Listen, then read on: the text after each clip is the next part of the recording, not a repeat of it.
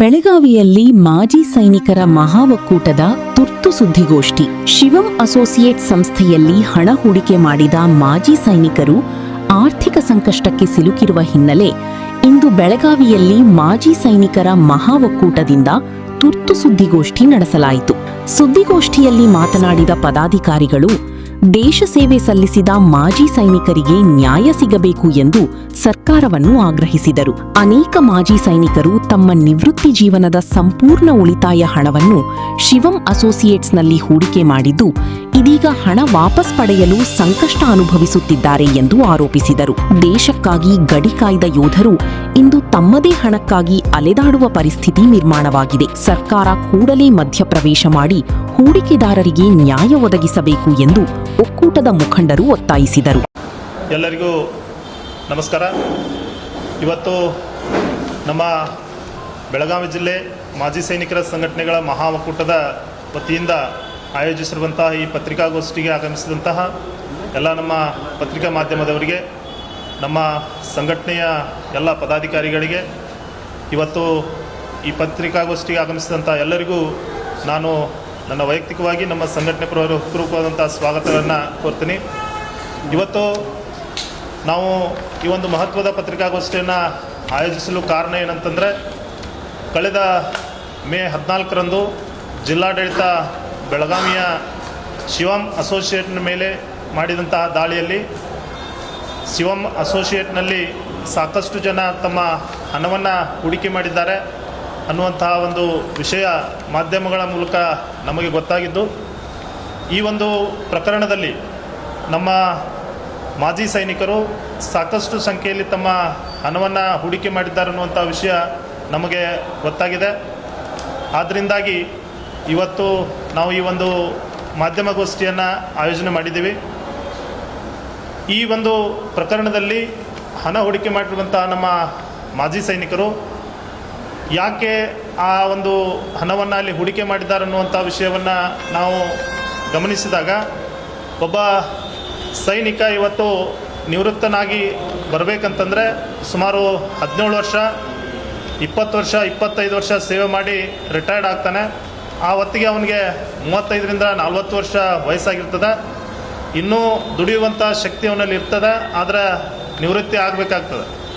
ಹೀಗೆ ನಿವೃತ್ತಿ ಆದಮೇಲೆ ಬಂದು ಈಗಿನ ಒಂದು ವೈಜ್ಞಾನಿಕ ಯುಗದಲ್ಲಿ ಜೀವನ ಶೈಲಿಯಾಗಲಿ, ಮಕ್ಕಳ ವಿದ್ಯಾಭ್ಯಾಸವಾಗಲಿ, ಮನೆತನದ ಖರ್ಚುಗಳಾಗಲಿ, ಇವೆಲ್ಲವುಗಳನ್ನು ಕೇವಲ ಪೆನ್ಷನ್ ಮೇಲೆ ಆಧಾರಿತನಾಗಿ ಹಾಗೂ ತನ್ನ 15-20 ವರ್ಷಗಳ ಕಾಲ ಸೇವೆ ಸಲ್ಲಿಸಿ ಬಂದಂಥ ದುಡ್ಡನ್ನು ಎಲ್ಲಾದರೂ ಒಂದು ವೇಳೆ ಒಂದು ಸ್ಥಾನದಲ್ಲಿ ಹೂಡಿಕೆ ಮಾಡಿ ಅದರಂತರೂ ಕೂಡ ಬಂದ ಹಣವನ್ನು ತನ್ನ ಜೀವನೋಪಕ್ಕಾಗಿ ಬಳಸಿಕೊಳ್ಳುವಂಥ ವಿಚಾರದಿಂದ, ಒಳ್ಳೆಯ ಸದುದ್ದೇಶದಿಂದ ಒಬ್ಬ ಸೈನಿಕ ತನ್ನ ಹಣವನ್ನು ಹೂಡಿಕೆ ಮಾಡ್ತಾನೆ.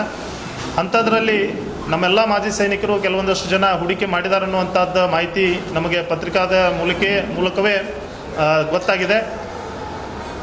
ನಮ್ಮ ಸೈನಿಕರು ಏನು ಹಣವನ್ನು ಹೂಡಿಕೆ ಮಾಡಿದ್ದಾರೆ, ಅದರ ಹಿಂದಿನ ಉದ್ದೇಶ, ಅವರು ಮಾಡಿದಂಥ ಉದ್ದೇಶ ಸರಿಯಾಗಿದೆ. ಆದರೆ ಎಲ್ಲಿ ಹೂಡಿಕೆ ಮಾಡಿದ್ದಾರೆ, ಯಾಕೆ ಮಾಡಿದ್ದಾರೆ ಅನ್ನುವಂಥದ್ದನ್ನು ತನಿಖೆ ಮುಂದೆ ಗೊತ್ತಾಗುವಂಥದ್ದು. ಈಗಾಗಲೇ ಈ ಪ್ರಕರಣ CID ತನಿಖೆಯಲ್ಲಿದ್ದು, ಆ ತನಿಖೆ ಇನ್ನೂ ನಡೀತಾ ಇದೆ. ತನಿಖೆ ಮುಗಿದ ಮೇಲೆ ಕಾನೂನು ಕ್ರಮವಾಗಿ ಅದರ ಏನು ಕ್ರಮ ಕೈಗೊಳ್ಳಬೇಕು, ಜಿಲ್ಲಾಡಳಿತ, ಸರ್ಕಾರ ಆಗಲಿ, CID ಅಧಿಕಾರಿಗಳಾಗಲಿ ಆ ತನಿಖೆಯನ್ನು ಪೂರ್ಣಗೊಳಿಸಿದ ನಂತರನೇ ಗೊತ್ತಾಗ್ಬೋದು ಇದು ಏನು ಅಂತೇಳಿ. ನಾವು ಈಗ ಈ ಪತ್ರಿಕಾ ಮಾಧ್ಯಮದ ಮೂಲಕ ಇನ್ನೊಂದು ವಿನಂತಿಯನ್ನು ಮಾಡ್ಕೊಳ್ಳೋದಪ್ಪ ಅಂತಂದರೆ, ನಮಗೇನು ಸಿಕ್ಕಂಥ ಮಾಹಿತಿ ಪ್ರಕಾರ ನಮ್ಮೆಲ್ಲ ಮಾಜಿ ಸೈನಿಕರು ಏನು ಹೂಡಿಕೆ ಮಾಡಿದ್ದಾರೆ ಅನ್ನುವಂಥ ಒಂದು ಮಾಹಿತಿ ಇದೆ. ಒಂದು ವೇಳೆ ಈಗೇನಾದರೂ ನಿನ್ನೆ ತಾನೇ ಮಾಧ್ಯಮದ ಮೂಲಕ ನಾವು ಗಮನಿಸಿದ್ದೀವಿ, ಆ ಹಣವನ್ನು ಹೂಡಿಕೆ ಮಾಡಿದಂಥ ಹಣವನ್ನು ಮರಳಿ ವಂಚನೆಗೊಳಗಾದವರಿಗೆ ಅಥವಾ ಹೂಡಿಕೆ ಮಾಡಿದಂಥವರಿಗೆ ನೀಡಬೇಕಂತಂದರೆ ಯಾವ ರೀತಿ ನಾವು ನೀಡಬೇಕು ಅನ್ನುವಂಥದ್ದು ವಿಷಯವನ್ನು ನಾವು ಆಲಿಸಿದ್ದೀವಿ. ಒಂದು ವೇಳೆ ಹಾಗೇನಾದರೂ ಮಾಡಲು ಪ್ರಯತ್ನ ಆದರೆ, ಮೊದಲನೇದಾಗಿ ನಮ್ಮ ಸೈನಿಕರನ್ನು ಅದರಲ್ಲಿ ಪರಿಗಣಿಸಿ ಅವರ ಹಣವನ್ನು ಮರುಕಳಿಸಬೇಕಂತೇಳಿ ನಾವು ಈ ಮೂಲಕ ಜಿಲ್ಲಾಡಳಿತಕ್ಕಾಗಲಿ, ಅಧಿಕಾರಿಗಳಿಗಾಗಲಿ, ಸರ್ಕಾರಕ್ಕಾಗಲಿ ನಾವು ಮನವಿಯನ್ನು ಮಾಡ್ಕೊಳ್ತೇವೆ ಈ ಮೂಲಕ. ಯಾಕಪ್ಪ ಅಂತಂದ್ರೆ, ಒಬ್ಬ ಸೈನಿಕ ದೇಶಕ್ಕಾಗಿ ಸುಮಾರು 17-20 ವರ್ಷ ಸೇವೆ ಮಾಡ್ತಾನೆ. ಬಂದು ದೇಶದ ವಿವಿಧ ಭಾಗಗಳಲ್ಲಿ ಭಿನ್ನ ಭಿನ್ನ ಪರಿಸ್ಥಿತಿಗಳಲ್ಲಿ ತನ್ನ ಬೆವರ ಹನಿಯನ್ನಷ್ಟೇ ಅಲ್ಲದೆ ತನ್ನ ರಕ್ತದ ಕಣಕಣಗಳನ್ನು ಅಲ್ಲಿ ಸಮರ್ಪಣೆ ಮಾಡಿ ದೇಶಕ್ಕಾಗಿ ಸೇವೆ ಸಲ್ಲಿಸಿ ಬಂದು ತನ್ನ ಜೀವನೋಪಾಯಕ್ಕಾಗಿ ಮುಂದಿನ 35-40 ವರ್ಷಕ್ಕೆ ಏನು ರಿಟೈರ್ಡ್ ಬಂದ ಮೇಲೆ ಇನ್ನೂ ಕೂಡ ಸಾಕಷ್ಟು ಜೀವನ ಅವ್ರದ್ದು ಉಳಿದಿರ್ತದೆ. ಅದಕ್ಕಾಗಿ ಒಂದು ಪ್ಲಾನಿಂಗನ್ನು ಮಾಡಿ ಅವರು ಹಣವನ್ನು ಹೂಡಿಕೆ ಮಾಡಿರ್ತಾರೆ.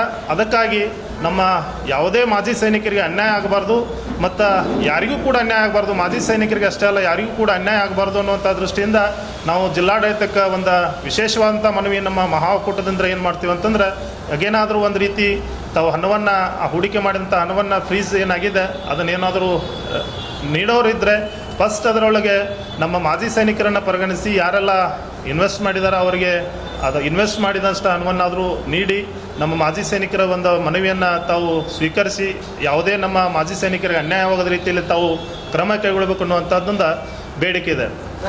ಇನ್ಮೇಲೆ ಇದಾದ ನಂತರ ನಮ್ಮ ಮಾಜಿ ಸೈನಿಕರಿಗೆ ನಾವು ಸಂಘಟನಾತ್ಮಕವಾಗಿ ನಮ್ಮ ಸಂಘಟನೆಯಿಂದ ಒಂದು ಮನವಿ, ಒಂದು ಸೂಚನೆಯನ್ನು ನೀಡೋದೇನಪ್ಪ ಅಂತಂದ್ರೆ, ನಾವೆಲ್ಲ ಮಾಜಿ ಸೈನಿಕರು ಬಹಳ ಕಷ್ಟದಲ್ಲಿ ನಮ್ಮ ಸೇವೆಯನ್ನು ಮಾಡಿ ನಾವು ಇವತ್ತು ಬಂದಿರುವಂಥ ಹಣವನ್ನು ನಮ್ಮ ಕೈಯಿಂದ ತಪ್ಪಿದರೆ ಅದು ಯಾವ ರೀತಿ ಪರಿಣಾಮ ಬೀರ್ತದೆ ಅನ್ನುವಂಥದ್ದು ಸಾಕಷ್ಟು ಜನರಿಗೆ ಗೊತ್ತಿದೆ.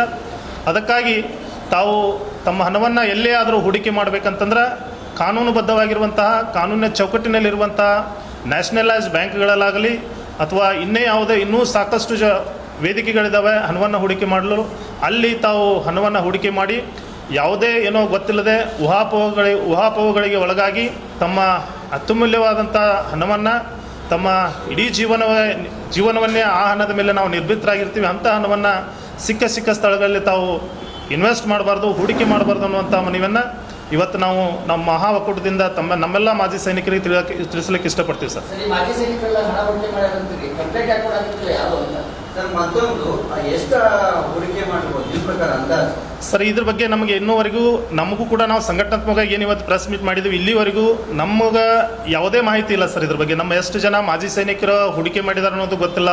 ಮಾಧ್ಯಮದ ಮೂಲಕನೇ ಗೊತ್ತಾಗಿರೋದು, ಒಂದು ಸಾವಿರಾರು ಸಂಖ್ಯೆಯಲ್ಲಿ ಮಾಜಿ ಸೈನಿಕರಲ್ಲಿ ಹೂಡಿಕೆ ಮಾಡಿದಾರೆ ಅನ್ನೋಂಥದ್ದು ಮಾಧ್ಯಮದ ಮೂಲಕ ಗೊತ್ತಾಗಿದ್ದು. ನಮ್ಮ ಸಂಘಟನೆಗೆ ಅಥವಾ ನಮಗಾಗಲಿ ಇನ್ನೂವರೆಗೂ ಯಾರೂ ನಾವು ಇನ್ವೆಸ್ಟ್ ಮಾಡಿದ್ದೀವಿ, ನಾವು ಇಷ್ಟು ಇನ್ವೆಸ್ಟ್ ಮಾಡಿದ್ದೀವಿ ಅಂತ ನಮಗೆ ಗೊತ್ತಿಲ್ಲ.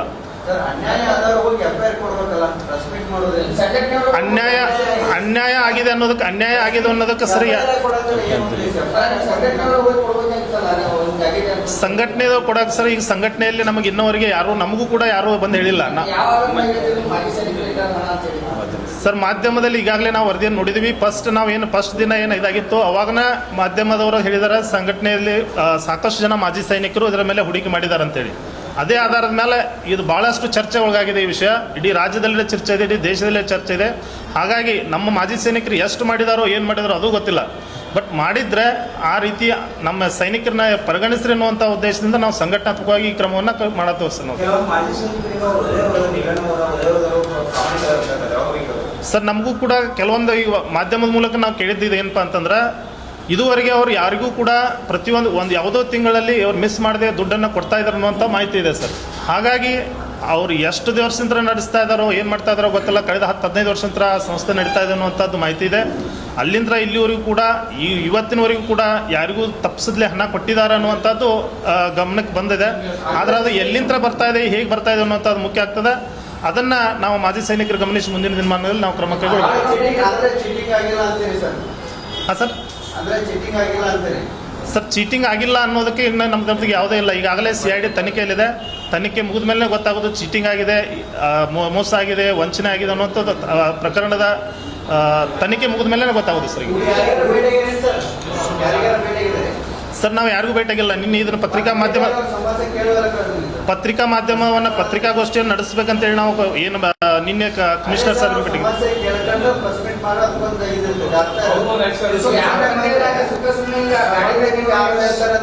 ಹಾಗಿಲ್ಲ ಸರ್. ಸುಖ ಸುಮ್ಮನೆ ಅಂತಿಲ್ಲ. ನಮಗೂ ಕೂಡ ಈಗ ಮಾಧ್ಯಮದ ಮುಖಾಂತರ ಗೊತ್ತಾಗಿರುವಂಥ ವಿಷಯ. ಸಾಕಷ್ಟು ಜನ ಮಾಜಿ ಸೈನಿಕರು ಇದರಲ್ಲಿ ಭಾಗವಹಿಸ್ತಾರೆ ಅನ್ನುವಂಥದ್ದು.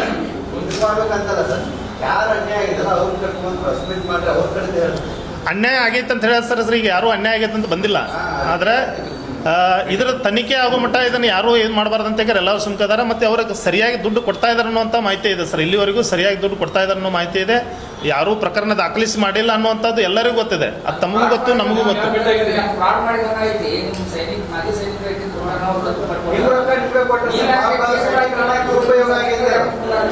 ಏನು ಸರ್?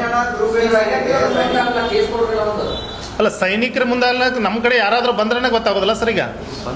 ಈಗ ಯಾರಾದರೂ ಆ ರೀತಿ ನಮ್ಮ ಕಡೆ ಯಾರಾದರೂ ಬಂದರೆ, ನಾವು ಇಂಥ ಇನ್ವೆಸ್ಟ್ ಮಾಡಿದ್ದೀವಿ, ನಾವು ಮೋಸ ಆಗಿದೆ ನಮ್ಮ ಕಡೆ ಬಂದರೆ ನಾವು ಕೂಡ ಜಿಲ್ಲಾಧಿಕಾರಿ ಅವರಿಗೆ ಅವ್ರು ಎಷ್ಟು ಜನ ಸೇರಿದಾರೆ ಅನ್ನೋದನ್ನು ಕೊಡ್ಬೋದು. ನಮ್ಮ ಜೊತೆ ನಮ್ಮ ಥರ ಬಂದ್ರೆ. ಈಗ ನಾವು ಸಂಘಟನಾತ್ಮಕವಾಗಿ ಏನು ಮಾಡಬೇಕಾಗಿದೆ, ನಾವು ನಮ್ಮ ಮಾಜಿ ಸೈನಿಕರಿಗೆ ಜಾಗೃತಿಯನ್ನು ಮಾಡಬೇಕಾಗಿದೆ. ಅದಕ್ಕಾಗಿ ನಾವು ಇನ್ನು ಮುಂದೆ ಈ ರೀತಿ ಯಾವುದಂಥ ಘಟನೆ ಆಗಬಾರ್ದು ಅನ್ನೋಂಥ ಒಂದು ಜಾಗೃತಿ ಮೂಡಿಸುವ ಸಲುವಾಗಿ ಈ ಒಂದು ಕಾರ್ಯಕ್ರಮವನ್ನು ನಾವು ಇಟ್ಕೊಂಡಿದ್ದೀವಿ ಸರ್.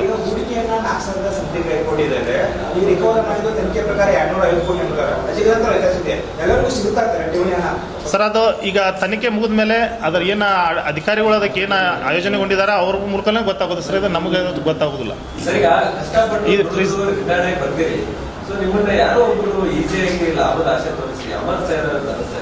ಹೌದು ಸರ್, ಈ ರೀತಿ ಪ್ರಕರಣಗಳು ಸಾಕಷ್ಟು ಆಗಿದಾವೆ. ಅದಕ್ಕೆ ಕಾರಣ ಏನಂತಂದ್ರೆ, ಈಗ ಯಾವುದೇ ಒಂದು ಕಂಪ್ನಿಗಳಾಗಲಿ, ಈ ರೀತಿ ಕಂಪ್ನಿಗಳು ಏನಾದ್ರು ಇರ್ತಾವೆ, ಅವ್ರ ಮಾಜಿ ಸೈನಿಕರನ್ನು ನಿವೃತ್ತಿ ಯಾರಾಗ್ತಾರೆ ಅವ್ರನ್ನ ಹುಡುಕ್ತವಂಥ ಸನ್ನಿವೇಶ ಇದೆ. ಅದು ಯಾಕಪ್ಪ ಅಂತಂದ್ರೆ, ಅವ್ರ ಹತ್ರ ಒಂದು ಏನೋ ಉಳಿತಾಯ ಮಾಡಿರುವಂಥ ಹಣ ಒಟ್ಟಿಗೆ ಬರ್ತಾ ಇರ್ತದೆ.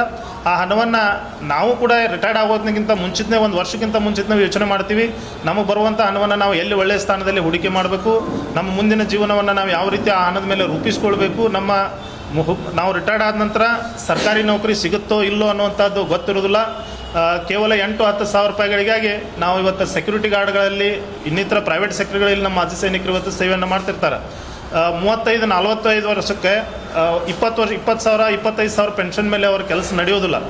ಹಾಗಾಗಿ ಬಂದಿರುವಂಥ ಹಣ ವೇಸ್ಟ್ ಆಗಬಾರ್ದು, ಅದರಿಂದ ನಾವು ನಮ್ಮ ಜೀವನೋಪಾಯವನ್ನು ಮಾಡೋಣ ಅನ್ನುವಂಥ ಒಂದು ದೃಷ್ಟಿಯಿಂದ ನಮ್ಮ ಮಾಜಿ ಸೈನಿಕರು ಹೂಡಿಕೆ ಮಾಡ್ತಾರೆ.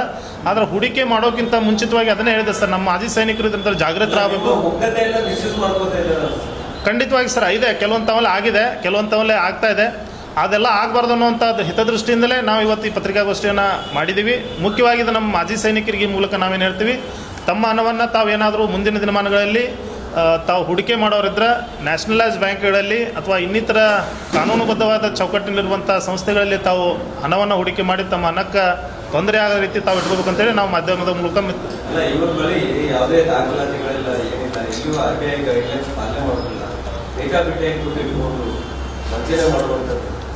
ಆಗಿದೆ ಸರ್. ಅದಕ್ಕಾಗಿ ಈಗ ತನಿಖೆ ನಡೆದಿದೆ. ಆ ತನಿಖೆ ನಡೆದ ಮೇಲೆ ನಮಗೆ ಇದ್ರ ಬಗ್ಗೆ ಗೊತ್ತಾಗೋದು, ಅದು ಎಷ್ಟು ನಿಜ ಇದೆ, ಎಷ್ಟು ಸುಳ್ಳಿದೆ, ಮೋಸ ಆಗಿದೆಯೋ ಇಲ್ಲೋ ಅನ್ನೋಂಥ ಗೊತ್ತಾಗೋದು ತನಿಖೆನ ಮುಗಿದ ಮೇಲೆ ಗೊತ್ತಾಗೋದು. ಮನವಿ ಸರ್, ನಾವು ಮಾನ್ಯ ಜಿಲ್ಲಾಧಿಕಾರಿಗಳಿಗೆ ಮನವಿ ಕೊಡ್ಬೇಕನ್ನು ಅಂದ್ಕೊಂಡಿದ್ದೀವಿ. ಆದರೆ ನಮ್ಮ ಕಡೆನೂ ಇದುವರೆಗೂ ಯಾರೂ ಮಾಜಿ ಸೈನಿಕರು ಬಂದಿಲ್ಲ. ನಮಗಿದೆ ಮನವಿಯನ್ನು ಕೊಡ್ತೀವಿ ಸರ್. ನಾವು ಮಾನ್ಯ ಜಿಲ್ಲಾಧಿಕಾರಿಗಳಿಗೆ ಇನ್ನೊಂದು ವಾರ, 1-2 ದಿನದಲ್ಲಿ ನಮ್ಮ ಸಂಘಟನೆ ಪರವಾಗಿ ಬೆಳಗಾವಿ ನಮ್ಮ ಮಾನ್ಯ ಜಿಲ್ಲಾಧಿಕಾರಿಗಳಿಗೂ ಮನವಿ ಕೊಡಬೇಕಂತ ವಿಚಾರ ಇದೆ.